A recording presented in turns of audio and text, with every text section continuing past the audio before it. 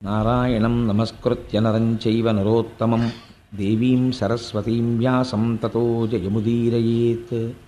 హరి ఓం. పరమేశ్వర స్వరూపమైన సభకి నమస్కారం. భగవంతుని యొక్క నిర్హేతుక కృపాకటాక్ష వీక్షణముల చేత మనం భాగవతం మీద జరుగుతున్నటువంటి ప్రసంగాల్లో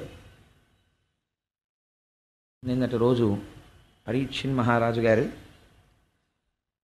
శృంగి ఇచ్చినటువంటి శాపము చేత 7 రోజుల లోపల తనకు మరణం ఆసన్నమవుతోందని తెలుసుకున్నవాడై గంగానది ఒడ్డుకి చేరి ప్రాయోపవేశం చేసి శరీరము వదలడానికని నిర్ణయం చేసుకున్నాడు.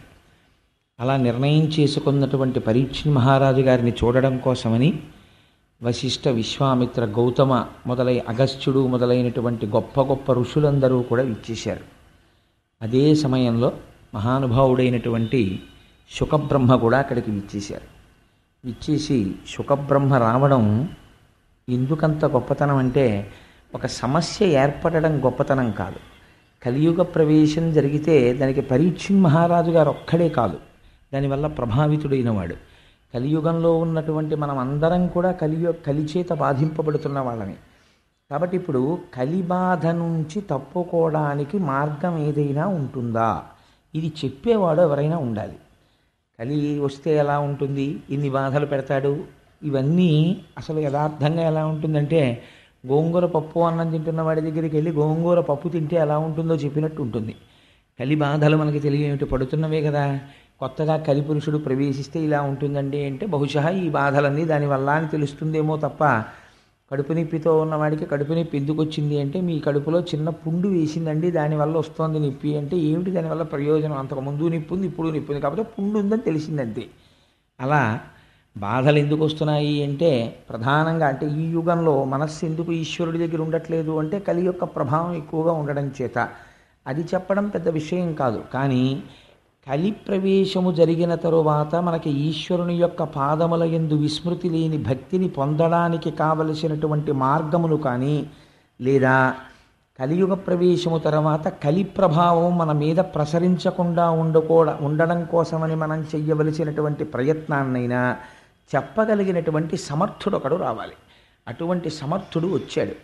ఆయన శుకుడు. ఆ శుకబ్రహ్మ మహానుభావుడు వచ్చి కూర్చుని పరీక్షిన్ మహారాజు గారితో మాట్లాడడం ప్రారంభం చేశాడు. శుకమహర్షిని చూసి అర్ఘ్యపాద్యాదులు ఇచ్చి కూర్చోబెట్టారు. మీరు ఇక్కడ ఒక విషయాన్ని కొంచెం అంటే, నేను తరచూ విశ్లేషణ చేయడానికి ఒక కారణం ఉంది. ఇది అలా చెప్పడం ఒక పురాణ విషయంగా దాన్ని చెప్పడం నాకంత పెద్ద ఆసక్తి అనిపించదు. ఎందుచేత అంటే, నేను పురాణంలో ఎలా ఉందో అలా యథాతథంగా పరీక్షిన్ మహారాజు గారు ప్రాయోపవేశం చేశారు, శుకమహర్షి వచ్చారు, ఆయన్ని చూసి చాలా సంతోషించారు. నేను చచ్చిపోయే ముందు నువ్వు వచ్చావు, చాలా సంతోషమయ్యా, అందుకని నీ కాళ్ళు కడుక్కో, చేతులు కడుక్కో, నీళ్ళు ఇచ్చాడు, కాసి నీళ్లు తాగు, నీళ్ళు ఇచ్చాడు, నమస్కారం పెట్టాడు, సాష్టాంగం చేశాడు. ఇవి చెప్పాను అనుకోండి, ఏమిటి అందులో గొప్పతనం ఉంది నాకు చెప్పండి. ఉంది ఒక గొప్పతనం. ఏమిటంటే, ఎవరికైనా మృత్యు ఆసన్నమైపోయింది అని చెప్పారనుకోండి, అయ్యా మీరు ఇంకో 2 రోజుల్లో వెళ్ళిపోతారు, లేకపోతే 3 రోజుల్లో వెళ్ళిపోతారు అని చెప్పారనుకోండి. చెప్తే అప్పుడు ఎవరైనా, ఏమండి కొంచెం మంచి విషయాలు చెప్దామని వచ్చాం, మీకు భాగవతం చెప్దామని వచ్చామండి, లేకపోతే ఆ రామాయణంలో అరణ్యకాండలో ఒక విషయం తెలుసుకుందాం మేము, అది చెప్దామని వచ్చామండి అన్నారు అనుకోండి. నేను ఇలా అన్నానని మీరు అనుకోవద్దు. సాధారణంగా మనిషి ప్రవృత్తి ఎలా ఉంటుందంటే, బాబు ఇప్పుడు ఎందుకండి, అందుకే మన వాళ్ళు ఒక మోట సామెత ఒకటి చెప్తూ ఉంటారు, ఒక ముతక సామెత, చచ్చేవేళ సంధ్యమంత్రం అని. అప్పుడు ఎవడు దాని గురించి, రామాయణం గురించి, భాగవతం గురించి విందామని అనుకుంటాడు సామాన్యమైనటువంటి వ్యక్తి. అప్పుడు ఎవరికైనా ఎలా ఉంటుందంటే, ఆ ఉన్న 2 రోజులు భార్యా బిడ్డల్ని చూసుకోవాలని. అందుకే కదా మనకి ఒక సంప్రదాయం ఏర్పడిపోయింది. డాక్టర్ గారు ఈయన వెళ్ళిపోతాడండి అని చెప్పరు. ఎలా చెప్తారంటే, దగ్గర వాళ్ళు ఎవరైనా ఉంటే, ముఖ్యమైన వాళ్ళు ఉంటే టెలిగ్రామ్ కొట్టడమో ఫోన్ చేయడమో చేసి పిలిపించేసుకోండి అని చెప్తారు. అంటే దాని ఉద్దేశం ఏంటంటే, ఇంక ఈయన వెళ్ళిపోతాడు, చిట్ట చివరి చూపు దక్కుతుందని. అందులో మనం దోషం పట్టవలసిన తప్పేం లేదు. ఇంచేత అంటే, లోకము యొక్క పోకడని బట్టి వాళ్ళు చెప్తారు. అలాగా చెప్తే అయిన వాళ్ళందరూ వస్తారు, ఒకసారి ఇంటెన్సివ్ కేర్ యూనిట్ అద్దం దగ్గర నుంచి చూస్తారు, వెళ్ళిపోతారు. వాడికి టెన్షన్ మరీ ఎక్కువైపోతుంది లోపల ఉన్న వాడికి. ఎప్పుడూ రాని వాళ్ళందరూ వచ్చి అద్దం దగ్గర నించున్నారంటే ఏమిటి దాని అర్థం, అంతకుముందు వాడికి అనుభవం లేదేమిటి. సో మనం వెళ్ళిపోయే టైం అయిపోతుంది అన్నమాట అని వాడికి భయం ఎక్కువైపోతుంది. ఎన్ని అటెన్ వేసినా బీపీ రీడింగ్ మాత్రం పెరిగిపోతూనే ఉంటుంది. అది వేరే విషయం అనుకోండి. కానీ ఇక్కడ పరీక్షిన్ మహారాజు గారు ఒక గొప్ప విషయం చేశాడు. పరమధార్మికుడు అని ఎందుకు చెప్పవలసి వచ్చిందంటే, శుకమహర్షి వస్తే ఎవ్వరూ వెయ్యనటువంటి ప్రశ్న ఒకటి వేశాడు. ఈ ప్రశ్న వేస్తే శుకుడు ఏమనాలంటే, ఓ నవ్వు నవ్వి గొప్ప ప్రశ్న అడిగావులేవా, ఇదేం చల్లుతుంది ఏమిటనాలి. వాళ్ళిద్దరు అలా మాట్లాడుకోలేదు, అది విచిత్రం. పరీక్షణ్ మహారాజు గారు అన్నారు, 7 రోజులలో నాకు మరణము ఖాయమన్న విషయము నాకు తెలిసిపోయినది. నేను పాము చేత కరవబడతానని శృంగి శపించాడు. శృంగి నన్ను శపించాడని నేను ఎంత మాత్రమో ఖేదపట్టలేదు. కానీ నేను దేనికి బాధపడుతున్నానంటే, పరమధార్మికులైనటువంటి పాండవుల వంశంలో జన్మించినటువంటి వాడై తపస్సు చేసుకుంటున్నటువంటి బ్రాహ్మీమూర్తి అయ్యున్నటువంటి ఒక మహర్షి యొక్క మెడలో మృత సర్పమును వేశాను. నేను చేయరాని పని చేశాను అని నేను బాధపడుతున్నాను. ఎంత గొప్ప మాట చెప్పాడో చూడండి పరీక్షిత్. ఉరగాధీశులకు మేనొప్పింతు. నేను శృంగి నన్ను ఎలా శపించాడో అలాగే ఈ శరీరాన్ని తీసుకెళ్ళి ఆ పాముకి అప్పజెప్పేస్తాను. మీరు ఆ మాటలు కొంచెం జాగ్రత్తగా వినాలి. ఉరగాధీశ విషానలంబునకు మేనొప్పింతు, శంకింపను, ఈశ్వర నిర్ణయము మారదు. ఈ శరీరాన్ని తీసుకెళ్ళి ఉరగాధీశ విషానలంబునకు, పాములకన్నింటికీ కూడా అధిపతి అయిన వాడు ఎవరున్నాడో అటువంటి ఉత్కృష్టమైనటువంటి పాము యొక్క విషానికి ఈ శరీరాన్ని అప్పచెప్పేస్తాను. నేను ఆ పాము రాకుండా ఏం చేద్దాం, ఆ పాముని పట్టే వాళ్ళని ఎవరినన్నా చూడండి, లేకపోతే పాము రాకుండా చుట్టూ అగ్నిజ్వాలలు పెట్టండి, కాపలా కాయండి, ఇంకా సెక్యూరిటీ బీఫప్ చేసేయండి అని నేను ఎప్పుడు అనను. నేను అనేది ఐ యాక్సెప్ట్ ది డెత్. అది అందులో ఉన్న స్టేట్మెంట్. నేను మరణమును అంగీకరించుచున్నాను. ఉరగాధీశ విషానలంబునకు మేనొప్పింతు, శంకింప, ఈశ్వర నిర్ణయము, ఈశ్వర సంకల్పము నేడు మానదు. ఈశ్వరుడు ఏది సంకల్పం చేశాడో అది ఇవాళ మారిపో అంటే మారేది కాదు. భవిష్యజ్జన్మ జన్మంబులన్ హరి చింతారతియున్, హరి ప్రణుతి, భాషాకర్ణ నాసక్తియున్, హరి పాదాంబుజ సేవయున్ కల్గు మీరర్థిన్ ప్రసాదింపరే. ఇది అడిగాడు ఆయన. అక్కడికి ఎందరో ఋషులు వచ్చారు.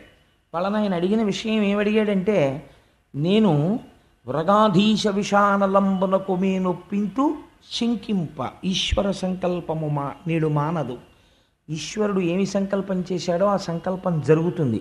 ఈ మాట చెప్పడానికండి ఇలా పద్యం రాయాలన్నా, వ్యాసుడి హృదయాన్ని అర్థం చేసుకొని యథాతథంగా తెలుగులో ఇలాంటి మాటలు పడాలన్నా రామచంద్రమూర్తి అనుగ్రహం ఉంది కాబట్టి పడ్డాయి. సాధారణంగా మృత్యు వచ్చేస్తోంది అంటే ఒక రోగం కారణం చెప్తాం. ఆ రోగానికి కారణం ఏం చెప్తాం అంటే, మీరు అలా ఉండకుండా ఉండాల్సిందండి, మీరు అలా చేయకుండా ఉండాల్సింది, మీరు అశ్రద్ధ చేసేసారు, మీరు అక్కడికి వెడితే బాగుండేది, మీరు ఇక్కడికి వెడితే బాగుండేది అంటాడు. తప్పించి మరణము ఆసన్నం అయిపోతోంది, దానికి ఒక కారణము చూపించాలి కాబట్టి ఒక వ్యాధి కనపడుతోంది కాబట్టి 1,000,000 మంది వైద్యులు కూడి వచ్చిన కాని మరణమయ్యడి వ్యాధి మాన్పలేరు. ఈ శరీరం వెళ్ళిపోవడానికి మూట సర్దేసుకుంటోంది కాబట్టి ఇది ఈశ్వర సంకల్పము. కాబట్టి శరీరమును డొల్ల చేయడానికి ఈశ్వరుడు రోగమును పంపించాడు. కాబట్టి ఇది వెళ్ళిపోవడానికి సిద్ధపడిపోతోంది. నేను దీన్ని వెళ్ళిపోవడానికి అంగీకరిస్తున్నాను. ఈశ్వరుడు యొక్క సంకల్పము మారదు, ఇది వెళ్ళిపోతుంది అన్న మాట ఎన్ని కోట్ల మందిలో ఏ ఒక్కడంటాడో నాకు చెప్పండి. పరీక్షిత్ అంటున్నాడు ఇవాళ, వృగాధీశ విషానలంబునకు మేనొప్పింతు శంకింప, ఈశ్వర సంకల్పము నేడు మానదు. కానీ ఆయన అడుగుతున్నది ఏమిటంటే, నేను చచ్చిపోకుండా చూడండి అని నేను ఎవరిని అడగను, నన్ను రక్షించమని నేను అడగను.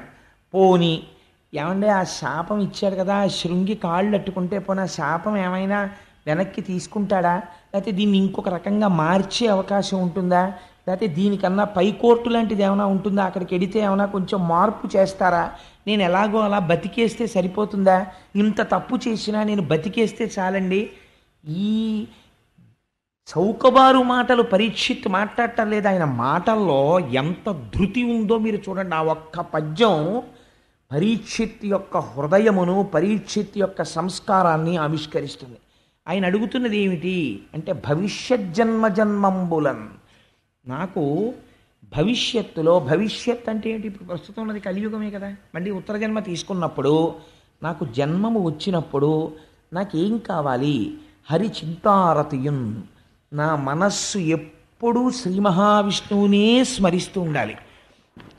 హరి ప్రణుతి, స్మరించడం కాదు, ఎక్కడైనా స్వామివారి ఉత్సవమూర్తి కనపడ్డా, దేవాలయం కనపడ్డా, స్వామి దేవాలయం కనపడ్డా గభాల శిరస్సు ఉంచి ఇలా నమస్కరించగలిగినటువంటి సంస్కార బలం నాకు కావాలి. అందుకని హరి చింతారతియున్, హరిప్రణుతి, భాషాకర్ణనాసక్తియున్. ఎంత గొప్ప మాట చూడండి అది. బాగా చెప్పేవాడు దొరకాలని ఆయన అనలేదు. ఆయన ఏమన్నాడంటే భాషాకర్ణనాసక్తియున్. ఆ స్వామి గురించి 4 మాటలు చెప్పేవాడు దొరికితే చాలు పరిగెత్తుకుంటూ వెళ్ళి వినేటటువంటి జిజ్ఞాస నాకు కలుగుగాక. అందుచేత భాషాకర్ణనాసక్తియున్, హరి పాదాంబుజ సేవయున్, నిరంతరము ఈశ్వరుడు యొక్క పాద సేవనము చేయగలిగినటువంటి కర్మేంద్రియములు కావాలి. అర్ధిన్, నేను అర్థిస్తున్నది నాకు అవి కలిగేటట్టుగా మీరందరూ నన్ను అనుగ్రహించరా, నాకు ఆశీర్వచనం చెయ్యరా అని అడుగుతున్నాడు. అడుగుతున్న సమయంలో ఎక్కడ ప్రాయోపవేశం చేశాడు? ఉత్తర జన్మలో తనకి ఉత్కృష్టమైనటువంటి జన్మ కోసమని ఆయన అడగలేదు. ఆయన అడిగింది ఏ జన్మలో ఉన్నా, ఏ శరీరములో ఉన్నా కావలసినవి ఏమిటి, ఇవి అడిగాడంతే పరీక్షిత్. హరి చింతారతయున్, హరి ప్రణుతి, భాషాకర్ణనాసక్తియున్, హరి పాదాంబుజ సేవయున్, ఈ 4 నాకు కావాలి అని అడిగితే శుకబ్రహ్మ వచ్చి కూర్చుని ఉంటే శుకబ్రహ్మకి పాదప్రక్షాళనం చేయించాడు, ఆచమనీయం ఇచ్చాడు, కూర్చోపెట్టి నమస్కరించి ఒక మాట చెప్పాడు. ఆయనకి సాష్టాంగం చేసి, అయ్యా నాకొక్క కోరిక ఉంది, నేను మళ్ళీ పుట్టవలసిన అవసరం లేనటువంటి మోక్షాన్ని పొందడానికి నాకు కల్పవృక్షంలా మీరు వచ్చారు. మీరు ఒక చోట ఉండేటటువంటి వారు కాదు, అటువంటిది మీరు అనుకోకుండా వచ్చి నన్ను అనుగ్రహించారు కనుక నాకు అటువంటి విషయము ఏది ఉన్నదో దానిని నాకు తెలియచేయుడు అన్నాడు. మీరు ఈ విషయాన్ని కొంచెం జాగ్రత్తగా మీరు వింటే భాగవతంలో పరీక్షిత్తు వేసిన ప్రశ్న ఎవరి కోసం వేశాడో, శుకుడు ఎప్పుడు వస్తాడో మీకు అర్థమైపోతుంది. శుకుడు రావడమే పవిత్రం అండి భాగవతంలో. మనకి కూడా చెప్పేవాడికి సమర్థత లేకపోయినా వినేవాళ్ళు ఇంత కుతూహలంతో వింటున్నారని చెప్పి మనకందరికీ దర్శనమివ్వడానికి కూడా శుకబ్రహ్మ వస్తున్నారు. ఎప్పుడు వస్తున్నారో తెలుసా అండి? భీష్మ ఏకాదశి నాడు మధ్యాహ్నం దర్శనం ఇవ్వబోతున్నారు. ఎలా ఇవ్వబోతున్నారని మీకు అనుమానం వస్తుందేమో. మనం విష్ణు సహస్రనామ స్తోత్ర పారాయణం పూర్తి చెయ్యగానే ఆ రోజున శుకబ్రహ్మ వచ్చి మనకి దర్శనమిస్తారు. కావాలంటే మీరు చూడండి. ఇక్కడ విశ్వాసం ఉండాలి, కానీ వారు శుకబ్రహ్మయే. ఎందుకో తెలుసా అండి? సంసారం అంటే ఏమిటో, వైరాగ్యం అంటే ఏమిటో, భక్తి అంటే ఏమిటో, జ్ఞానం అంటే ఏమిటో జీవితంలో కొలచివేసి ఒక మహాపురుషుడు రాణి నరసింహశాస్త్రి గారి కడుపున పుట్టినవారై వేదాంగములు చదువుకుని, ఉపనిషత్తులు చదువుకొని, కెమిస్ట్రీలో ప్రొఫెసర్ అయి పిహెచ్డి చేసి, సాంస్క్రిట్లో పిహెచ్డి చేసి, దేశ విదేశాల్లో యూనివర్సిటీస్లో లెక్చర్స్ ఇచ్చినటువంటి ఒక మహాపురుషుడు సన్యసించి దయానంద సరస్వతి మహారాజ్కి శిష్యులై ఇవాళ ప్రపంచవ్యాప్తంగా ఎన్నో దేశాలలో వేదాంతం మీద ప్రసంగం చేసేటటువంటి ఒక మహాపురుషుడైన తత్వవిధానంద సరస్వతి వారు యవ్వనంలో ఉండగా బ్రిటిష్ గవర్నమెంట్ టైంలో ఐపీఎస్కి సెలెక్ట్ అయితే నువ్వు శిఖ తీసేస్తే ఐపీఎస్ ఇస్తా ఉన్నారు. నేను బ్రాహ్మణ కుటుంబంలో పుట్టాను, నా సదాచారమునకు పిలక ఉండి తీరాలి, నేను పిలక తీనన్నారు. తీయకపోతే ఐపీఎస్ ఇవ్వమన్నారు. నాకు అక్కర్లేదని తిరిగి వచ్చేసారు ఆయన. పుట్టుకతో అంతటి సదాచార సంపన్నుడు అటువంటి మహాపురుషుడు మనకి భీష్మేకాదశి నాడు మధ్యాహ్నం వచ్చి విష్ణు సహస్రపారాయణం చేసి కూర్చున్న భక్తులందరినీ ఉద్దేశించి అనుగ్రహ భాషణం చేస్తానని అంగీకరించారు. గోపాలకృష్ణ గారు వెళ్ళి ప్రార్థన చేశారు. మనకి శుకబ్రహ్మ వస్తున్నారా లేదా? శుకబ్రహ్మ అంటే అంతే, ఆయనతో సమానమైన వాడు మహానుభావుడు. ఆ తత్వవిధానంద సరస్వతి దర్శనం మనకి భీష్మ ఏకాదశి నాడు కలగబోతోంది. నిజంగా భీష్మ ఏకాదశి మనని ఎంత తరింప చేసేస్తోందో ఈ సంవత్సరం చూడండి. అందుచేత శుకుడు రావడమే గొప్ప, జవాబు చెప్పగలిగిన వాడు శుకుడంటే. అటువంటి శుకబ్రహ్మ వచ్చి అక్కడ కూర్చుని ఈ మాటలు విని ఒక్క విషయం చెప్పాడు. అంటే గురువు సమర్థత అంటే ఎలా ఉంటుందో చూడండి. గురువు దేని యందు సంగముతో ఉండాలంటే శిష్యుడు యొక్క ఆర్తిని తీర్చగలవాడై ఉండాలి. మీకు ఎదర ఒక చోట వస్తుంది, విశ్వరూపుణ్ణి అడుగుతాడు ఇంద్రుడు, మా భోగములన్నీ నీవి, ఎందుకంటే నువ్వు మా గురువువి, మా భోగములను నువ్వు అనుభవించవచ్చు, మా ఐశ్వర్యమంతా నీదంటాడు. అంటే విశ్వరూపుడు నవ్వంటాడు, గురువు శిష్యుల యొక్క ఐశ్వర్యము తన ఐశ్వర్యముగా భావించకూడదు, శిష్యులు తన ఐశ్వర్యముగా భావించాలంతే, అంతవరకే. ఐశ్వర్యమునందు కాంక్ష గురువుకి ఎందుకయా? అలా కాంక్ష ఉన్నవాడు గురువు ఎలా అవుతాడో అని అడుగుతాడు. అందుచేత చూడండి ఎంత ఆశ్చర్యంగా ఉంటుందో. ఈ ప్రశ్న వేస్తే శుకుడు ఏమనాలి? ఎందుకు నువ్వు 7 రోజుల్లో చచ్చిపోతున్నావు అని అడగాలి. అడిగితే పరీక్షిత్ పాపం చెప్పుకున్నాడు కదా, ఆయన ఏం దాచుకోలేదు. అయా ఒక మృత సర్పాన్ని పట్టుకెళ్ళి ఒక మహర్షి యొక్క మెడలో వేశాను, శృంగి శాపం ఇచ్చాడు కాబట్టి నా శరీరం పడిపోతోందని చెప్తాడు. చెప్తే అప్పుడు ఏమనాలి శుకుడు? ఏమయ్యా నువ్వు ఇంత ఘోర తప్పిదం చేశావు, నీకు మోక్షం కావాలా? 7 రోజుల్లో మోక్షం ఇచ్చేయాలా నీకు? 7 రోజుల్లో చచ్చిపోతావని చెప్తేను ఏం మోక్షం అంటే అంత చౌకబారుగా ఉందనుకుంటున్నావా? అదేమన్నా బజారులో అమ్మే సబ్బు అనుకుంటున్నావా అని 4 మాటలు అనేసి వెళ్ళిపోవాలి. ఆయన ఏమన్నాడో తెలుసా అండి శుకుడు? ఇది గురువు అంటే. ఆచార్యో వేద సంపన్న విష్ణుభక్తో విమత్సర మంత్రజ్ఞో మంత్రభక్తశ్చ సదా మంత్రాశ్రయశృచి గురుభక్తి సమాయుక్త పురాణజ్ఞో విశేషత ఏవం లక్షణ సంపన్న గురురుత్యభిధీయతే. గురువు అనేటటువంటి వాడు గుకారశ్చంధకారశ్చారుకారస్తన్నిరోధకృత్ అంధకార వినాశిత్వాత్ గురురుత్యభిధీయతే. గురుగీతలో పరమశివుడు పార్వతీదేవితో చెప్తాడు, గురువు అంటే ఎవరో తెలుసా? సంతతము ఎవరి వాక్కు అజ్ఞానమును దహించి వేస్తుందో, ఎవరు సమస్త పురాణ సారములను కూడా వడబోసి అలవోకగా అర్థమయ్యేటట్టు చెప్పగలిగినటువంటి వాక్ నైపుణ్యమును పొంది ఉన్నాడో, ఎవరు తన నిత్య జీవితములో అనుష్ఠాన పర్యంతము వరకు భగవద్భక్తిని సాధించుకుని ఉంచుకున్నాడో వాడు గురువు. అందుకే అనేక జన్మ సంప్రాప్త కర్మబంధ విదాహిని అని కొన్ని కోట్ల జన్మల నుంచి మన వెంట తరువుకుని వస్తున్నటువంటి కర్మ పాశములను మనం సంపాదించుకున్నటువంటి పాప రాశి ధ్వంసమైపోవడానికి కావలసినటువంటి మార్గమును ఎవడు ఉపదేశం చేస్తాడో వాడు మాత్రమే గురువు. అందుచేత అనేక జన్మ సంప్రాప్త కర్మబంధ విదాహినే జ్ఞానానల ప్రభావేన తస్మై శ్రీ గురవే నమః. గురువు పైకి భౌతికమైన శరీరంతో కనపడుతుంటాడు, కానీ ఆయన జ్ఞానానల ప్రభావేన జ్ఞానమనేటటువంటి అగ్నిహోత్రముగా ఉంటాడు. ఆయన ఎప్పుడూ ఆయనలోంచి జ్ఞానాగ్ని వెదజల్లుతుంటుంది. అటువంటి ఒక బర్నింగ్ వాల్కెనో లాంటి వాడు ఆయన. అటువంటి వాడు గురువు అంటే. అందుకని గురువు శిష్యుడి యొక్క ప్రశ్నని చూసి అవతల వారు నిరుత్సాహపడేటట్టు మాట్లాడకూడదు. ఎంత అందంగా అన్నాడో చూడండి. వెంటనే శుకుడు అంటాడు, ఇతపూర్వం ఎన్నడూ నేను ఎక్కడా పాలు పితికినంత సేపు కన్నా ఉండనయ్యా, ఇవాళ నీ కోసం నేను ఎలా ఉంటాను? మృత్యుముఖంలో ఉన్నామని నేను ఉంటానా? నేను ఉండను అనలేదు. ఉంటాను 7 రోజులు నీ కోసం అని అనలేదు. తన గురించి తానేమీ చెప్పుకోలేదు. ఆయన చేసిన పని ఏమి అంటే ఒక్క మాట చెప్పాడంతే. ఎంత ధైర్యం వచ్చేస్తుందో చూడండి శిష్యుడికి. నీకు నేను ఒక విషయం చెప్తాను పరీక్షిత్, జాగ్రత్తగా విను. పూర్వం ఖట్వాంగుడు అనబడేటటువంటి ఒక రాజు ఉండేవాడు. ఆ ఖట్వాంగుడు అనబడేటటువంటి రాజు దేవతలకి సాయం చెయ్యడం కోసమని యుద్ధం చెయ్యడానికని భూమిని విడిచిపెట్టి రథానికి స్వర్గలోకానికి వెళ్ళి రాక్షసులతో యుద్ధం చేశాడు. చాలా దీర్ఘకాలము పోరు సాగింది. రాక్షసులు ఓడిపోయారు. ఓడిపోయిన తర్వాత దేవతలందరూ ఖట్వాంగుణ్ణి అభినందించారు.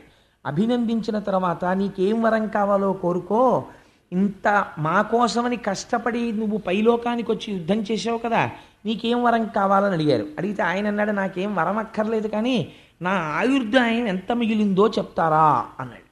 అంటే వాళ్ళు గబగబా కంప్యూటర్లో బటన్ నొక్కితే అప్పుడు ఉన్నాయండి అని అనకండి, అంటే వాళ్ళు చూడగలరు కాబట్టి వెంటనే వాళ్ళు చూసి అన్నారు, నీకు ఇంకొక గడియ ఉన్నదయా ఆయుర్దాయం అన్నారు. ఆయన అన్నాడు, షహబాష్ చాలు నేను తరించిపోవడానికి గడియ ఉందా అన్నాడు. అని రథం ఎక్కి గబగబా భూమండలానికి వచ్చేసాడు. వచ్చేసి అంతఃపురంలోకి వెళ్ళిపోయి ఈ మాట చెప్పేసి ధ్యానమగ్నుడై ఈశ్వరుణ్ణి ధ్యానం చేస్తూ కూర్చొని శరీరాన్ని విడిచిపెట్టేసి మోక్షాన్ని చేరుకున్నాడు. నీకు 7 రోజులు టైం ఉంది, 2 గడియల్లో మోక్షానికి వెళ్ళిన వాడు ఉన్నాడు, నీకు రాపోవడం ఏమిటి మోక్షం అన్నాడు శుకుడు. ఎంత గొప్ప మాట చూడండి. ఇలా మాట్లాడిన వాడు గురువు. అంతేకాని అదే కష్టం అండి, అవన్నీ ఎలా అవుతాయండి, మీకు చేయలేరండి అవన్నీ, అసలు చాలా కష్టం అండి బాబు మోక్షం అంటే. అది అంత తేలిక అనుకుంటున్నారా అని భయపెట్టేయడానికి గురువు ఎందుకండి ఇంకా. ఉత్సాహాన్ని ప్రోధి చేయడానికి ఈశ్వరుడు సర్వకాలములయందు ఆర్తితో నువ్వు పిలిస్తే పలకడానికి సిద్ధంగా ఉన్నాడయా అని పునశ్చోత్తమ సంత్వవాది మళ్ళీ మళ్ళీ మళ్ళీ మళ్ళీ మంచి మాటలు చెప్పి భాగవతుల్ని భక్తుల్ని భగవంతుడికి దగ్గర చేర్చేటటువంటి ప్రయత్నం చేసేవాడెవడో ఆయన గురువు. అంతేగాని తన పాండితీ ప్రకర్షని ఆవిష్కరించడం కోసం పెద్ద పెద్ద విషయాలన్నీ తీసుకొచ్చి చెప్పేసి అయితే ఇంకా మన జీవితంలో మనకి ఇవేం అర్థం కావురా అనవసరం అని చెప్పి వాళ్ళు చిన్నబుచ్చుకుని వెళ్ళిపోయేటట్టుగా చేసినవాడు గురువు కాడు. శుకుడు తలుచుకుంటే చాలా గహనంగా చెప్పగలడు, కానీ ఆయన అలా చెప్పలేదు. ఎంత అందంగా మాట్లాడాడో చూడండి. భాగవతానికి ఉన్న గొప్ప లక్షణం మీరు ఒక్కటి గమనించాలి. పరీక్షిత్ ఎవరికి ప్రతినిధో తెలుసా అండి? 7 రోజులలో మరణించే వారందరికీ పరీక్షిత్ ప్రతినిధి. 7 రోజులలో మరణించే స్వభావం ఉన్నవాళ్ళు ఎవరు?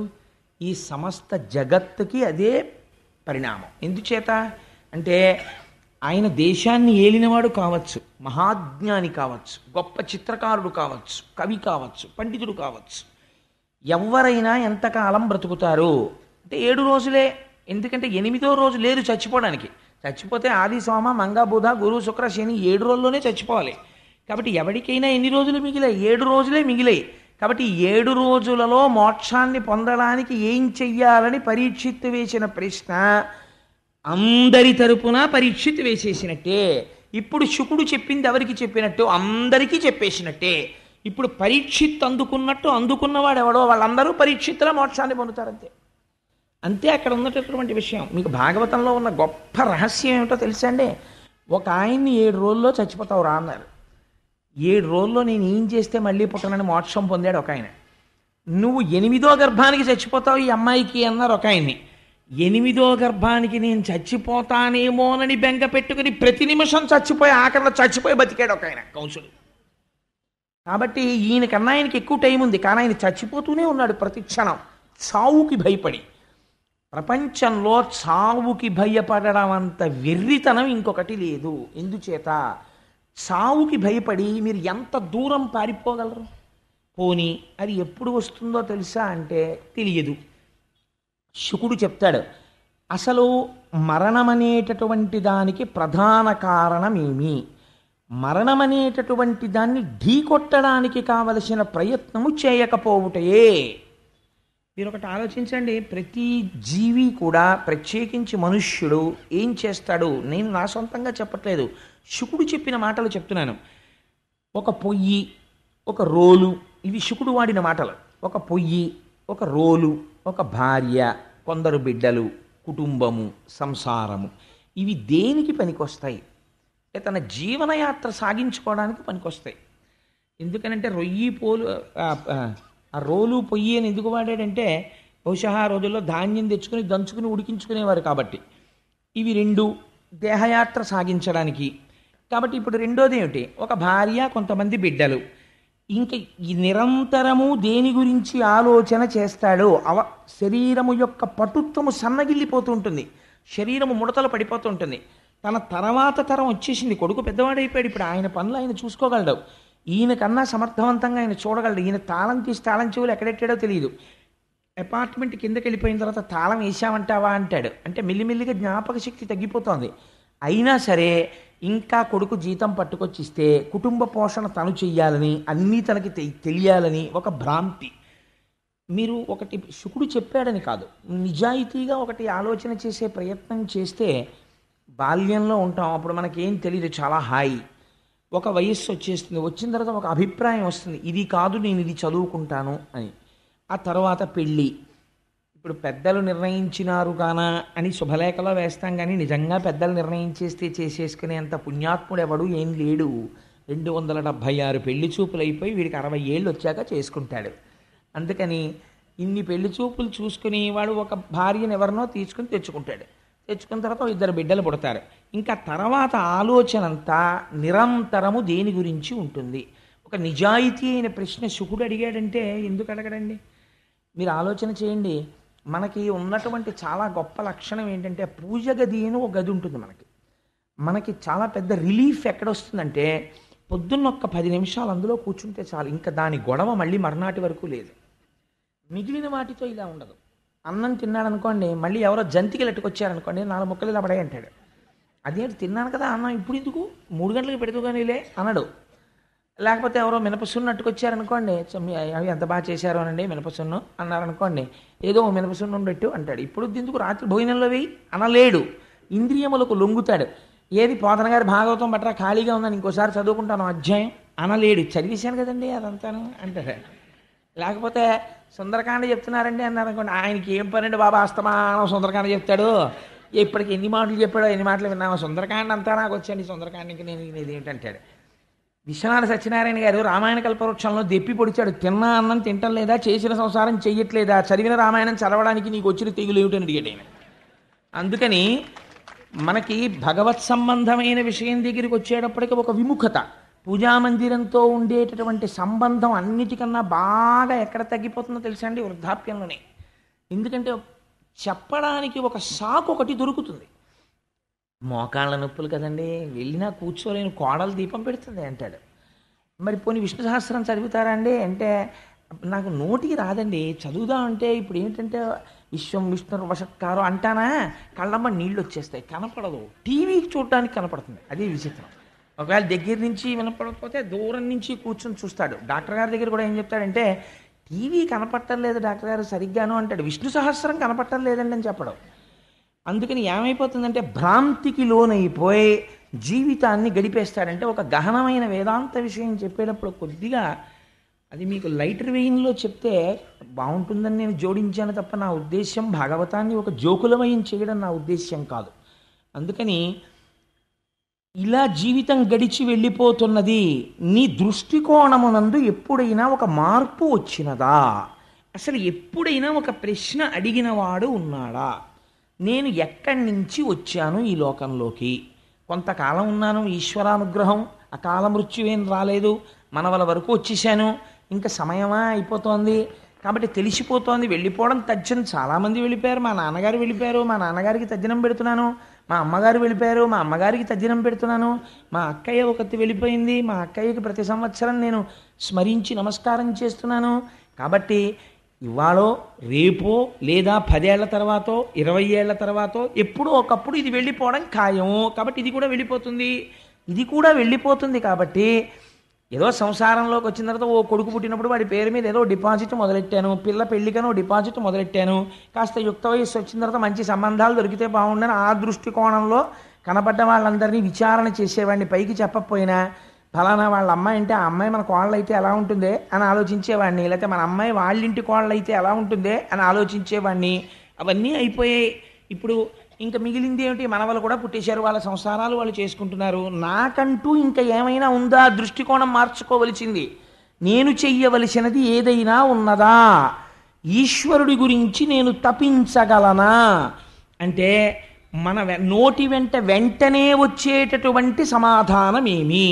మనం ఏం చెప్తామంటే, పెద్ద వయసు అయిపోయింది కదండి, ఏమీ పడదు, ఎక్కడికి వెళ్తామండి, ఎక్కడికి వెళ్ళి కూర్చుంటాం, ఎక్కడికైనా వెళ్ళి ఉండాలని ఉంటుంది, మాకు మాత్రం గుళ్ళు గోపురాలు తిరగాలని ఉండదు ఏమిటి, వెడితే కూర్చోలేం, కూర్చుంటే నిలబడలేం, తింటేనేమో అరగదు అంటే శుకుడు అన్నాడు, వీటికి నీకు పడుకోవడానికి జీవితాంతం పరుపు కావాలని అనుకుంటున్నావు, ఆఖరి ఊపిరి ఆగిపోయే ముందు మొదట చేసే పని ఏమిటో తెలుసా, మంచం మీద పోతాడేమోనని కింద పడుకోబెడతారు. ముందే ఎందుకు పడుకోవు, భూతలాన్ని పరుపుగా చేసుకుని నీ చేతిని, ఈశ్వరుడు ఇచ్చిన చేతిని తలగడగా పెట్టుకుని పడుకోవడం నువ్వెందుకు ప్రారంభం చెయ్యలేదు అని అడిగాడు. ఎంత గొప్ప ప్రశ్న అడిగాడో చూడండి.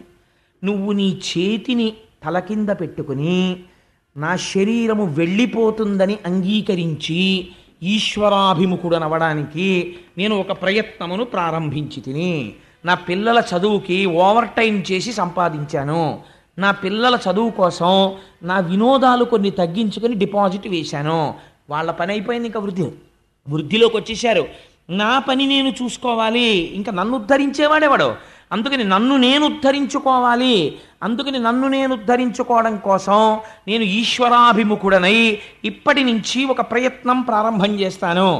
భూశయనము చేసి తలగడకి బదులుగా చేతిని పెట్టుకుని పడుకోవడానికి గదులే అక్కర్లేదు, వెళ్ళిపోయే శరీరం ఎప్పుడైనా వెళ్ళిపోతుంది. ఇంకా ఈశ్వరుడు నిర్మించినటువంటి పర్వత గుహలు ఉన్నాయి, ఆ గుహలోకి వెళ్ళి ప్రశాంతంగా నువ్వెందుకు తప్పించలేవు? చెట్లకి పండిన పళ్ళు అరణ్యములలో వేలాడుతున్నాయి, నమ్మిన వాడికి పెట్టడం ఎలాగో ఈశ్వరుడికి తెలుసు. నువ్వెందుకు అది తెచ్చుకుని ఈశ్వరుడిచ్చిన దానితో జీవితాన్ని గడుపుకుని ప్రశాంతముగా బ్రతకలేవు? నేను ఈ మాటని ఆధునికమైనటువంటి భాషలోకి మార్చాననుకోండి, నువ్వు లంపటాన్ని, ఇంద్రియ లౌల్యాన్ని, లేనిపోని అహంకారాన్ని తగ్గించుకుని నీ గతం గురించి మాట్లాడడం తగ్గించేసి ప్రయత్నపూర్వకంగా ఈశ్వరుడి గురించి ఎందుకు మాట్లాడవు? 57 వచ్చిన దగ్గర నుంచి వచ్చేటటువంటి గొప్ప అవలక్షణం ఏమిటో తెలుసా అండి? వాచాలత్వము. దేని గురించి మాట్లాడతాడో తెలుసా? మీరు వెళ్ళి కదపండి. తనంత వాండి తానన్నటువంటి ఒక అహంకారాన్ని పెంచి పోషించుకుంటాడు. నేనండి 73లో సర్వీస్లో ఉండగా ఒక ఆఫీసరు నన్ను పిలిచి ఎందుకు ఇలా రాశావన్నాడు. నేను కేకలేస్తే బీపీ వచ్చి పడిపోయాడండి అంటాడు. ఇవన్నీ తన సాధితముల కింద చెప్పుకుంటాడు, అంతేకాని నా వయస్సులో ఉండగా నేను అలా ప్రవర్తించాను అని క్షమార్పణ చెప్పడు. ఇవి తన మనవలకి చెప్పుకుంటాడు, తన కొడుకులకి చెప్పుకుంటాడు. ఈఎక్స్ అని బోర్డు ముందు పెట్టి, లేకపోతే బ్రాకెట్లో ఆర్ఈటీడీ అని పెట్టుకుని ఎప్పుడో చేసి వదిలేసిన ఉద్యోగం ఒకటి బోర్డు మీద పెట్టి, ఇంకా ఏదో లేనిపోయినటువంటి ఆభిజాత్యాలన్నీ తెచ్చి ఒంటికి పెట్టి ఇంకా సుఖంగా ఇంకా సుఖంగా ఇంకా సుఖంగా దీన్ని ఉంచుదామని అనుకుంటాడు. ఎంత సుఖంగా దీన్ని ఉంచుదామని నువ్వు అనుకుంటున్నావో అంత వెళ్ళిపోయేటటువంటి సమయం ఆసన్నమైనప్పుడు ఎన్ని సుఖాలు తీసుకొచ్చి ఎక్కడ పెట్టినా నువ్వు సంసారమునందు సాధించిన ఏ ఉపకరణము చేత నీవు మరణమును తప్పించుకొనజాలవో శుకుడు తీర్పు చెప్పాడు. నీ భార్య కానీ, నీ బిడ్డలు కానీ, మనవలు కానీ, నీ క్వాలిఫికేషన్ కానీ, నీ వాహనాలు కానీ, నీ ఉద్యోగం కానీ, నువ్వు సంపాదించిన డబ్బు కానీ ఇవేమీ రావు. శంకరాచార్యుల వారు వాత పెట్టి చెప్పారు. కింవానేన ధనేన వాజికరిభిప్రాప్తేన రాజ్యేన కింవా పుత్ర కళత్ర మిత్ర పశుభిర్దేహేన గేహేన కిం జ్ఞాతైతక్షణభంగురం సపతిరోత్యద్యం మనోదూరతః స్వాత్మార్థం కురు వాక్యతో భజ భజ శ్రీపార్వతీ వల్లభం.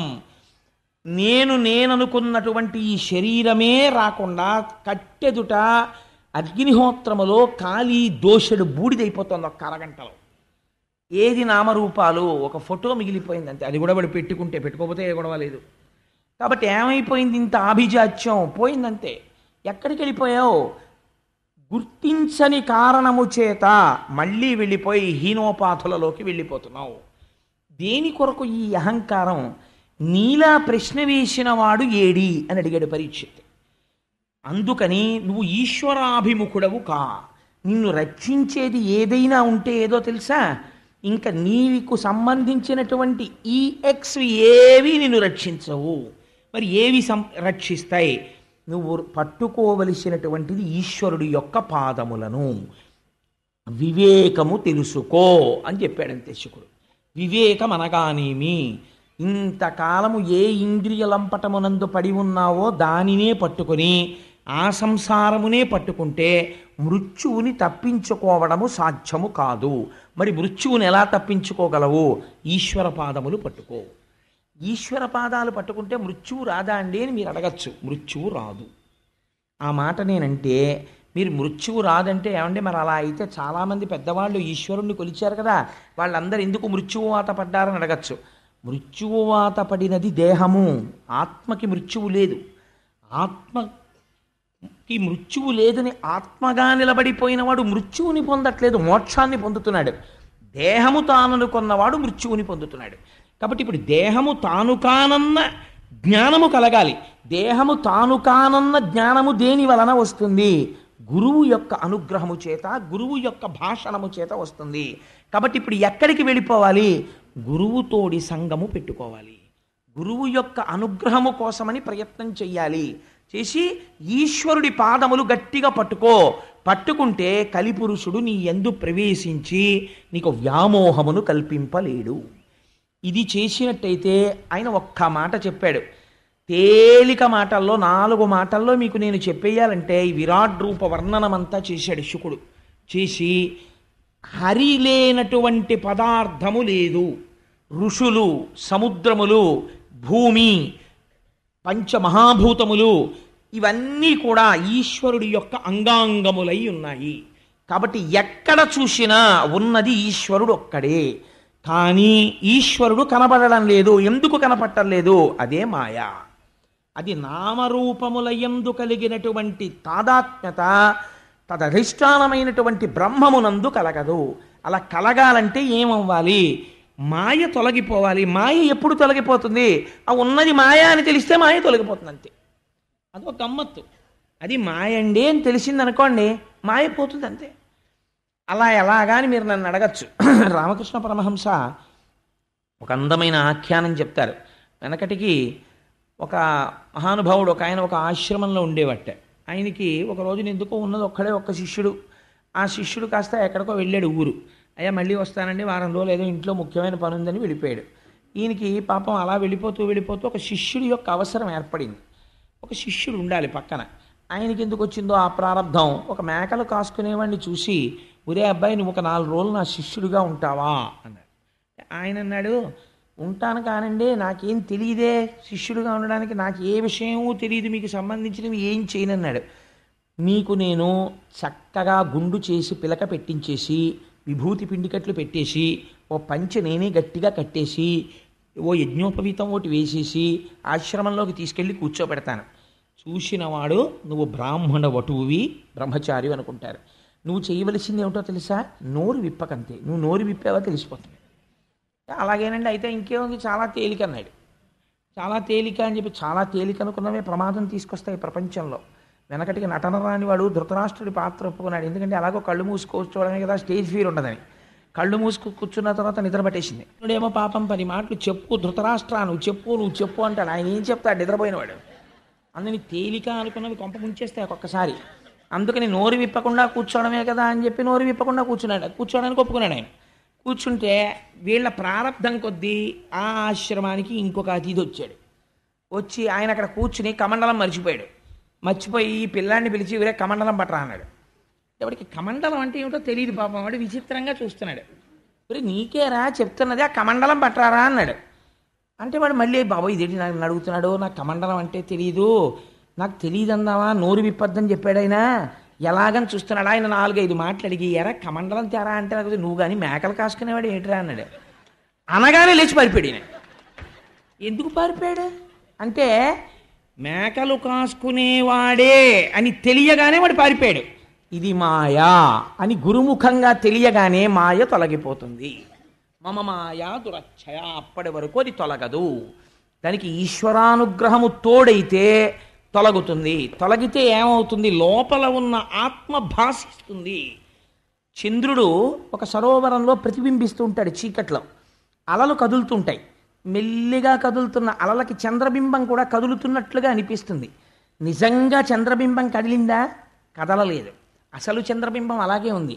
నీరు కదలిక వల్ల ప్రతిబింబం కదిలినట్లు మీకు కనపడుతోంది. కదిలినది నీరు తప్ప కదిలినది ప్రతిబింబము కాదు. అలాగే అజ్ఞానము చేత తాదాత్మ్యమును పొంది ఈ దేహము తానన్న భీతి ఎక్కువై ఆ భీతియే మృత్యువు. కాదు నేను ఎప్పుడూ ఉండే ఆత్మని, అది తెలుసుకుంటోంది, అది తెలుసుకుంటున్నది నేను, అది ఎప్పుడూ ఉంటుంది, దానికి మృత్యువు లేదు. ఇది పడిపోతున్నప్పుడు కూడా ఇది పడిపోతోందని అది సాక్షిగా తెలుసుకుంటుంది. ఇది పడిపోయాక కూడా బయటకు వచ్చి ఆహా ఇది పడిపోయిందని నా ఫోటో నేను చూసుకున్నట్టు అది దీన్ని చూస్తుంది. అది నేనైనప్పుడు ఈ పడిపోయేదాంతో నాకేం సంబంధం? అది పడిపోతుంది, అది సహజం, దానికి మృత్యువు, నాకు మృత్యువు లేదు అని అంగీకరించగలిగి అలా నిలబడగలిగితే మాయ తొలగినది. కానీ అది నేను చెప్పేసినంత తేలికని మీరు అనుకుంటున్నారేమో, అదంత తేలిక వెంటనే పట్టేసుకుంటుంది. కాబట్టి అలా స్థిరముగా నిలబడడానికి ఏది మార్గమో, మరి ఎలా నిలబడుతుందండి అది అంటే ఆయన ఒక మాట చెప్పాడు, హరిమయము విశ్వమంతయు. ఈశ్వరుడి కోసం నువ్వు ఎక్కడ తిరగక్కర్లేదు పరీక్షిత్. అసలు ఉన్నది శ్రీహరి ఒక్కడే, అది తప్ప ఇంకొకటి లేదు. హరిమయము విశ్వమంతయు, హరి విశ్వమయుండు. ఎంత గొప్ప మాట వేసేసారో చూడండి. విశ్వము హరి, హరి విశ్వము, ఇంకొక పదార్థం ఏం లేదు, ఉన్నది ఒకటే రెండుగా అలా ఇలా కనపడుతోంది. శుకుడు ఒక ఉపమానం కూడా చెప్పాడు. ఇలా చూసినప్పుడు నా ఎదురుగుండా కూర్చున్న తల్లి ఒక్కరు కనపడతారు, నేను నా గుడ్డుని ఒక వేలుతో ఇలా పొడిచాను అనుకోండి, నా ఎదురుగుండా కూర్చున్న ఆవిడ రెండు కింద కనపడతారు.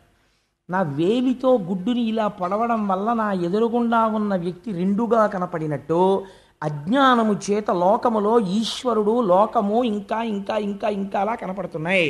కానీ జ్ఞాననేత్రము చేత చూస్తే ఉన్నదొక్కటే. కాబట్టి హరిమయము విశ్వమంతయు, హరి విశ్వమయుండు, సందేహింప పని లేదు. హరిమయము కాని ద్రవ్యము పరమాణువు లేదు వంశపావన వింటే. నువ్వు కానీ సక్రమంగా వినదలుచుకుంటే హరిమయము కానటువంటి పదార్థము ఈ ప్రపంచమునందు లేదు. ఇది తెలుసుకుని సమస్తం ఈశ్వరమయం జగత్ అని నువ్వు అంగీకరించి అంతటా బ్రహ్మమును చూసి ఉన్నది బ్రహ్మమే, ఇది పడిపోతుంది, ఇది పంచభూతములు, బ్రహ్మాండములో ఉన్న పంచభూతములలోంచే పిండాండములోని పంచభూతములు, తన్మాత్రలు, ఇంద్రియములు ఇవన్నీ వచ్చాయి. ఇదంతా ఈశ్వరుడి యొక్క నిర్హేతుకమైన ఒక లీల అని నువ్వు అంగీకరించగలిగితే నీకు ఉత్తర క్షణమే మోక్షము అని బోధ చేసి, అసలు ఈ ఆ భక్తి నిలబడడానికి ఒక మాట చెప్పాడు ఆయన. ఈ భక్తి నువ్వు నీ అంత నువ్వుగా నేను భక్తిగా ఉంటాను, నేను భక్తిగా ఉంటాను, నేను భక్తిగా ఉంటానంటే భక్తిగా ఉండడం కుదరదు. అమరేంద్రాదులు కొల్చు భంగి అయ్యబ్జాక్షు సేవించగా విమల జ్ఞానము భక్తి, విమల జ్ఞానము ముక్తి వైరాగ్యమునొసగున్ తత్కమలాధీసు కథా సుధారస నదీ కల్లోల మాలా పరిభ్రమమెవ్వానికినైన కర్ణయుగళీ పర్వంబు కాకుండునే అని అడిగాడు శుకుడు. నేను ఒక్క మాట చెప్తాను పరీక్షిత్, నువ్వు చెయ్యవలసింది ఏమిటో తెలుసా? ఈశ్వరుడు యందు పూనిక కలగాలి. ఆ పూనిక ఎలా కలుగుతుంది? నువ్వు ఇంట్లో కూర్చుని భగవంతుడి మీద భక్తి కావాలి, భగవంతుడి మీద భక్తి కావాలంటే రాదు. ఎలా వస్తుంది? అమరేంద్రాదులు కొల్చు భంగి అయ్యబ్జాక్షు సేవింపగా ఆ ఈశ్వరుడికి ముందు నువ్వు అసలు ఇలా నమస్కారం మొదలెడితే ఆయన నీకు దారి చూపిస్తాడు. ఏమిటో తెలుసా దారి? ఆ మహానుభావుని యొక్క కథా సుధారస నదీ కల్లోల మాలా పరిభ్రమమెవ్వానికనైన కర్ణయుగళీ పర్వంబు కాకుండునే భగవంతుని యొక్క కథలు వినడం అనేటటువంటి స్థితికి తీసుకుని వెడతాడు. కాబట్టి కొన్ని కోట్ల కోట్ల కోట్ల జన్మల వరకు అసలు భాగవతం వేపుకు కానీ భగవత్ కథ వేపుకి కానీ వెళ్ళలేడు. వెళ్ళాడు అంటే వాడి జీవితంలో ఒక గొప్ప మార్పు ప్రారంభమైనది. ఎందుకని? అది విసుగులేనిది, ఆశాంతము రక్షణనీయగలిగినది. మలాపరిభ్రమమెవ్వానికినైన కర్ణయుగళీ పర్వంబు కాకుండునే. ఎవ్వరికైనా సరే భగవంతుని యొక్క కథలనేటటువంటివి కర్ణపేయంగా ఎంతో సంతోషంగా ఉంటాయి. ఆ భగవంతుని యొక్క కథలను వినడము నువ్వు ప్రారంభిస్తే భక్తి కలుగుతుంది. భక్తితో వాడు సర్వేశ్వరుడు, వాడంతటా ఉన్నాడు, ఇక్కడ ఉన్నాడు, చేయిస్తున్నవాడు వాడు, చూస్తున్నవాడు వాడు అన్న భావన నీకు కలిగిన నాడు నీకు తెలియకుండా భక్తిలో ఒక విచిత్రం ఏర్పడుతుంది. ఏమిటో తెలుసా అండి? ఏదో పూజ గదిలోకి వెళ్ళి ఒక పావు గంటో అరగంటో కూర్చుని పూజ చెయ్యడం కాదు. ఒక పాత్ర ఈ చేత్తో పట్టుకుని ఒక పాత్ర నిండా నూనె తీసుకుని ఈ పాత్రని ఇలా వంపితే ఇందులోంచి సన్నటి తైలధార ఈ పాత్రలోకి పడుతుంటే ఎలా పడుతుందో అలా కొంతకాలానికి ఏమైపోతుందంటే పానీయంబులు త్రాగుచున్ కుడుచుచున్ భాషించుచున్ హాసలీలా నిద్రాదులు చేయుచున్ తిరుగుచున్ సంతత శ్రీనారాయణ పాద పద్మజుగళీ చింతామృతాస్వాద సంధానుండై మరచన్ అన్నట్లుగా పడుకుంటాడు. పడుకుంటూ పడుకుంటూ ఈశ్వర ఏం ఆశ్చర్యమయా, ఇంత అలిసిపోయిన నా శరీరాన్ని పరుపు మీద పెట్టానంతే. కానీ ఇప్పుడు నిద్ర ఎవరిస్తారు? నువ్వు ఇస్తావు. ఎలా ఇస్తావు నాకే తెలియదు. ఎప్పుడు నిద్ర పడుతుందో పడుకుంటాను, అది వచ్చి ఆవరిస్తుందంతే. నేను నిద్రాకాలిక సుఖమును పొందుతాను. అదేమన్నా ఆపరేషన్ చేసినట్టు బాధగా ఉంటుందా? హాయిగా ఉంటుంది. ఎంత ఔదార్యమయ్యనిది. నేను పడుకుని నిద్రపోతే తెల్లవారేటప్పటికి నువ్వేం చేస్తావు? నా ఇంద్రియాలకన్నింటికి మళ్ళీ బలం ఇచ్చేస్తావు. మళ్ళీ కళ్ళు సంతోషంగా చూస్తాయి, మళ్ళీ ముక్కు వాసన చూస్తుంది, ఆనందంగా నిద్రలేస్తాను. నిద్ర లేవగానే తెల్లవారుతోందని చెప్పి ఈశ్వరుడి ముఖం చూసి ఒక నమస్కారం చేసి భగవంతుడి గురించి జ్ఞాపకం తెచ్చుకొని ఓ సుప్రభాతం చేసుకుంటూ, ఇప్పుడు వెంకటాచలం అలా ఉంటుంది, శ్రీశైలంలో అలా ఉంటుంది, ఇప్పుడేమో ప్రాతస్మరామి గణనాథ మనాథ బంధుం సింధూరపూర పరిశోభిత గంట యుగ్మం ఉద్దండ విఘ్న పరిఖండ నచండ దండ మా ఖండలాది సురనాయక బృందవంద్యం అని చదువుతూ ఢమరుకలు మోగిస్తుంటారని ఆలోచన చేస్తూ స్నానం చేస్తాడు. అక్కడికి వెళ్ళి కూర్చుంటాడు, ఏదో చదవబోతాడు, ఏదో జ్ఞాపకానికి వస్తుంది, ఏదో ఆలోచిస్తూ ఉంటాడు, ఏది భగవంతుడి గురించే. అయిపోతుంది, భోజనం దగ్గరికి వస్తాడు, ఏం ఆశ్చర్యం, ఎక్కడ పండిన గింజలో నా ఇంటికి తెచ్చాడు, అగ్నిహోత్రము తానయ్యాడు, తాను ఉడికించాడు, ఇక్కడికి తెచ్చాడు, నేను ఇలా నోట్లో పెట్టుకుంటే రుచి రూపంలో సుఖాన్ని ఇస్తాడు, కడుపులోకి వెళ్ళాక జీర్ణం చేస్తాడు. ఏం ఆశ్చర్యం రా నిజంగా. ఇంత పిసరు మలము పైకొస్తే నేనే భరించలేనంత దుర్వాసన. అటువంటి మలము నా శరీరంలో ఉండగా 9 రంధ్రములున్నటువంటి శరీరంలో 2 కళ్ళు, 2 ముక్కులు, 2 చెవులు, నోరు 7, మలద్వారం 8, మూత్రద్వారము 9 రంధ్రములున్న బుడగలోంచి దుర్వాసన రాకుండా శాసనం చేస్తున్నాడు. ఇంట్లో ఒక్క వెలగపండు ఉంటే వాసన వచ్చేస్తుంది, లోపల ఇన్ని మలమూత్రాలుంటే ఇంత వాసన పైకి రాకుండా కాపాడుతున్నాడు. ఏం ఆశ్చర్యమయ్యా ఈశ్వర, ఏమిటయ్యా నీ లీల, నిజంగా ఎంత ఉపకారం చేస్తున్నావయ్యా అంటాడు.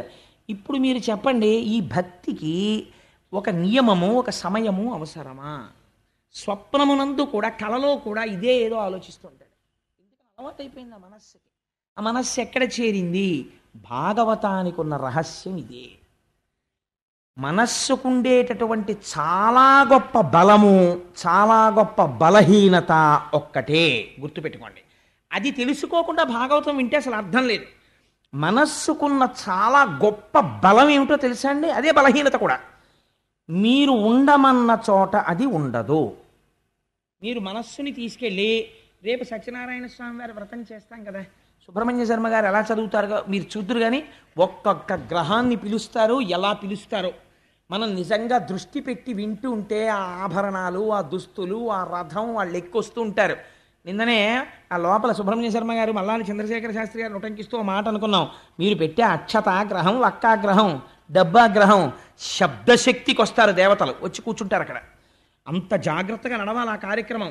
అందుకని పాపం గోపాలకృష్ణ గారు నిన్న రాత్రి కూడా కూర్చుని అది అంత అందంగా జరగాలని దాని గురించి పెద్ద ఎక్సర్సైజ్. ఎందుకని అంత అందంగా చెయ్యాలి కార్యక్రమం రేపు భీష్మే కాల్చినాడని. సరే, ఇంతకీ ఆ విషయం నేను ఎందుకు చెప్పానంటే, మీ శ్రద్ధ, ఆ శ్రద్ధ చేత ఏమవుతుంది, స్వప్నమునందు కూడా దాని యందే మనస్సు తగులుకొని ఉంటుంది. అనుషంగికముగా ఇతర వ్యాపారములు నడుస్తుంటాయి, కానీ లోపల మాత్రం ఎప్పుడు దాని యందే నిలబడిపోయి ఉండిపోతాడు. ఇది ఎలా ఉంటుంది అంటే, రమణ మహర్షి ఒక గొప్ప ఉదాహరణ చెప్తారు. ఆడవాళ్ళు నీటి కడవలు తల మీద పెట్టుకుని నడిచి వెళ్ళిపోతూ ఉంటారు. నడిచి వెళ్ళిపోతున్నప్పుడు ఒకళ్ళతో ఒకళ్ళు మాట్లాడుకుంటూ వెళ్ళిపోతూ ఉంటారు. కానీ కాలు దేని మీదైనా ఒక రాతి మీద పడింది అనుకోండి అని ఇలా కాలు పట్టుకోరు, అని కుండ పట్టుకుంటారు. తల మీద ఉన్న కుండని రక్షించుకోవడం దృష్టి ఉంటుంది. మాట్లాడుకుంటూ, నవ్వుకుంటూ, మాటలు చెప్పుకుంటూ వెళ్ళిపోతుంటారు. ఇవన్నీ జరుగుతున్నా దృష్టి తల మీద ఉన్న కుండ మీద ఉన్నట్టు భక్తి పరిణతి చెందితే నువ్వు ఏ పనిలో ఉన్నా నీ మనస్సు ఈశ్వర పాదముల దగ్గర ఉంటుంది. స్థితికి చేరగలుగుతాడు. ఎక్కడ ప్రారంభం? ఈశ్వర కథ వినడంతో ప్రారంభం. ఇప్పుడు మనస్సు ఏమైంది? ఒక బలహీనత ఉన్నది. ఏమిటా బలహీనత? నువ్వు ఈశ్వరుడి దగ్గర ఉండదు, వెళ్ళిపోతుంది ఇంకో చోట. ఇప్పుడు వెళ్ళిపోయే మనస్సే బలం. ఇప్పుడు మీరు దాన్ని వెళ్ళిపోవడం ఎలా వెళ్ళిపోయేటట్టు చేస్తున్నారు? మీరు ఆలంబనం అందిస్తున్నారు దానికి భాగవతం చెప్పారు. ఇప్పుడు ఈ భాగవతంలో ఏం చెప్తారు?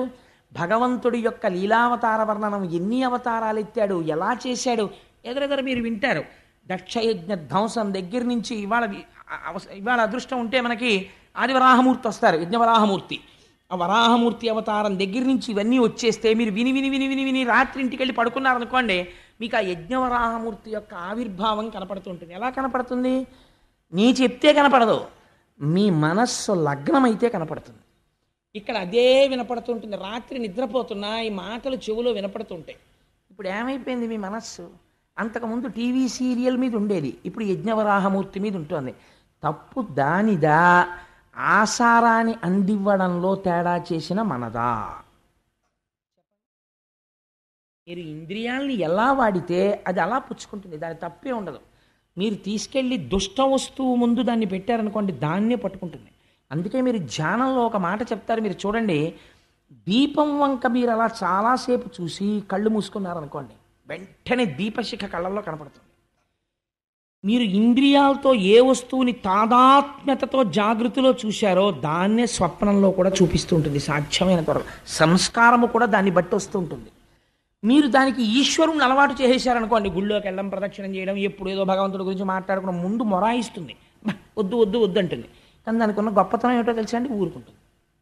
సరేలే అయితే అదే బాగుందంటుంది.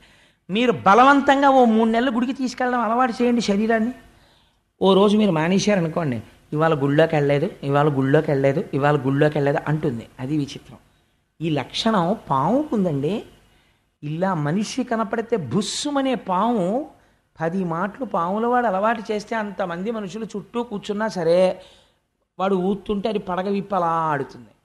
ఒక పావుకి అలవాటైంది మన మనస్సుకు అలవాటు చేయలేకపోతే దోషం ఎవరిది?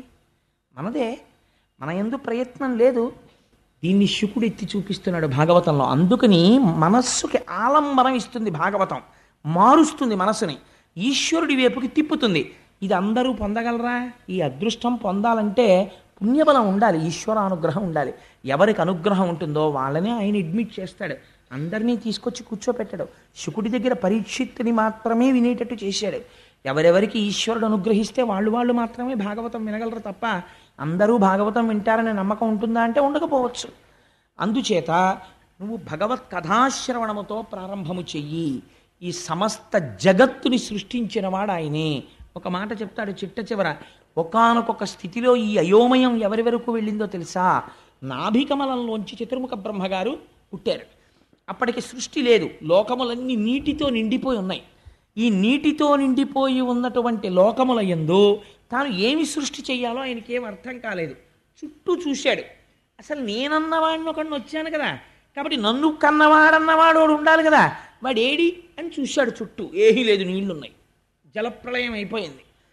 కంగారు పడ్డాడు, ఏమిటి చెయ్యాలి సృష్టి? నేను ఏదో సృష్టి చెయ్యాలనిపించింది ఇచ్చిన పదవిని బట్టి. అంటే ప్రేరణ ఎక్కడి నుంచి వచ్చింది? ఈశ్వరుల్లోంచి వస్తోంది.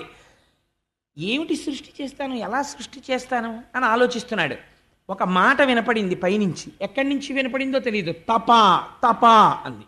తపించు తపించు అంది. తపించాడు. తపించడం అంటే ఏమిటి? ధ్యానమగ్నుడై ఈ మాట ఎవరిది వినపడిందో వారి దర్శనమునపేక్షించాడు. అలా తపించగా తపించగా శ్రీమన్నారాయణ దర్శనమైంది. దర్శనమై నువ్వు ఇలా సృష్టి చెయ్యి అని వేదములనిచ్చి బ్రహ్మగారికి ఆదేశం ఇచ్చాడు.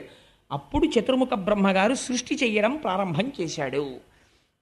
ఈ చతుర్ముఖ బ్రహ్మగారు సృష్టి చేయడం ప్రారంభించడంలో ఒక గమ్మత్తైనటువంటి ప్రక్రియ జరిగింది. అంటే నేను స్కందంలో వచ్చేటటువంటి ఆఖ్యానములను కాస్త కలుపుకోవడానికి అవకాశం ఉండే రీతిలో ఆ కథాభాగాన్ని కొద్దిగా మలుపు తిప్పుకుంటున్నాను. దాన్ని మీరు కొద్దిగా గమనించండి. అంటే ఎవరైనా ఇంటికి వెళ్ళి గ్రంథపఠనం చేసే అలవాటు ఉన్న వాళ్ళు ఉంటే వాళ్ళకి తెలియడం కోసం అని చెప్తున్నాను. అంటే 45 రోజుల్లో నిజంగా భాగవతంలో కనీసం ప్రధాన విషయాలు పూర్తి చేయాలన్నా దానికి ఏదో ఒక దారి వెతకాలి కదా మరి. అందుచేత అలా బ్రహ్మగారు సృష్టి చేయడంలో ఆ బ్రహ్మము నుండి సృష్టి వెలువడింది. రకరకములైనటువంటి సృష్టి చేశాడు ఆయన. సృష్టి చేయడంలో కూడా ఒక గమ్మత్తు జరిగిందండి. ఆయన మొట్టమొదట సనక, సనందన, సనత్కుమార మొదలైనటువంటి వాళ్ళని సృష్టించాడు.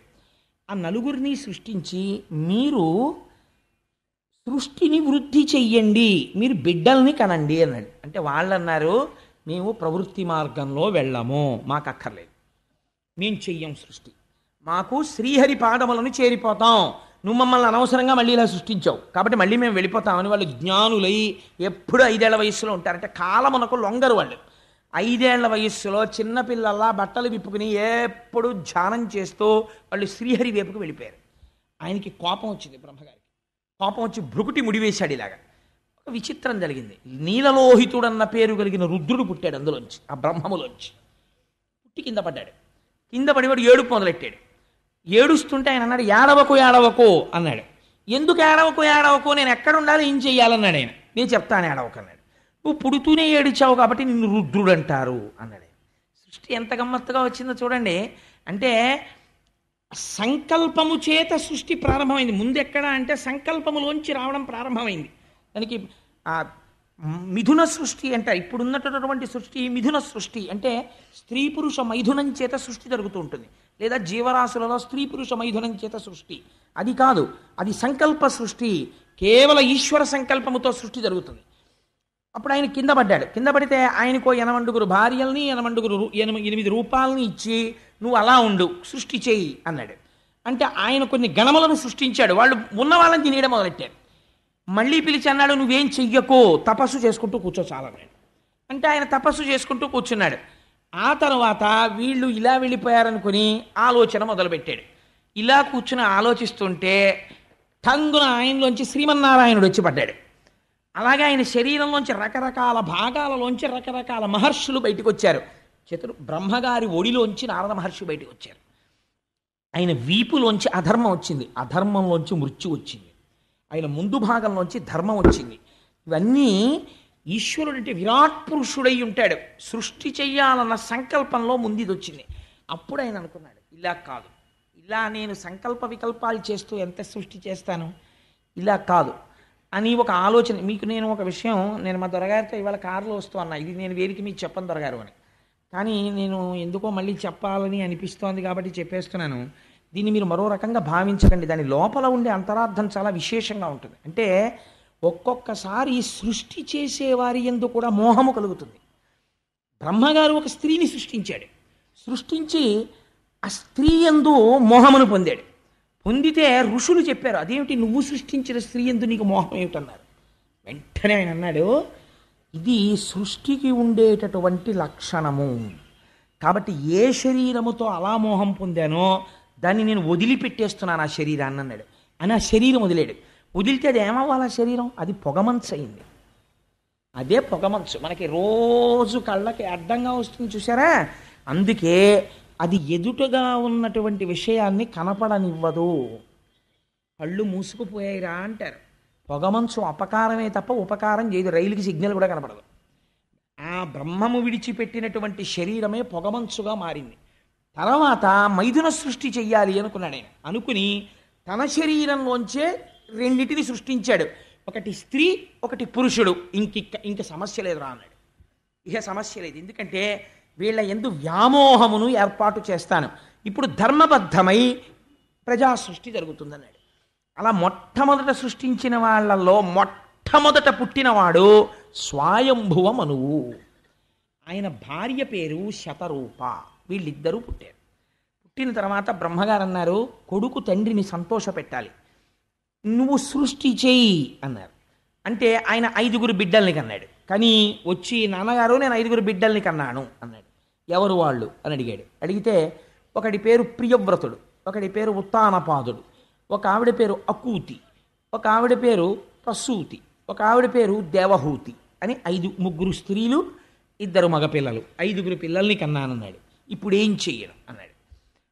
శ్రీహరిని సంకీర్తనం చేస్తూ యజ్ఞయాగాది క్రతువులు చేస్తూ సమస్త ప్రాణులను రక్షిస్తూ పరిపాలన చేయి అన్నాడు.